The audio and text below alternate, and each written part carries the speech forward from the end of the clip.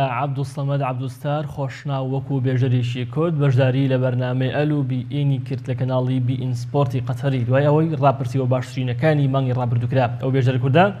بۆ یەکەم جار پلەی یەکەمی بەدەستێنا. بەڕاستی نازام چۆن خۆشی خۆم دەرببڕم لەو هەموو خزمەتەی و لەو پاڵ پشتی کە خۆشەویستانی کوردستانیان و بەگشتی لە عێراقیش پاڵپشتیان کردم کە بە ڕێژەیەکی یەکجار زۆر باش دەنگم نزیکەی 69,000 دەنگ ینی جیاوازەکە زۆر بوو لەگەڵ ڕکابەرەکانم کە لەو قۆناغا کە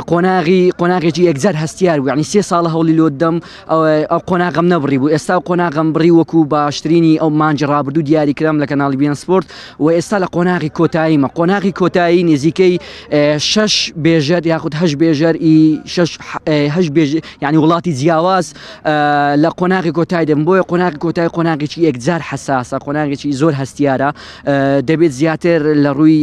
فەسیحی زمان و یاخود وەکو بڵێن قەواعیدی زیاتر بەکاربێنین و ئینشاءڵڵە ئەو مانگانی کە لە پێشمان نزیکەی 3-4 مانگم لە پێشە ئینشاءڵڵە هەوڵێکی زیدی دەدەم بۆ ئەوەی زمانی عەرەبیەکەم پێرفێکت بکەم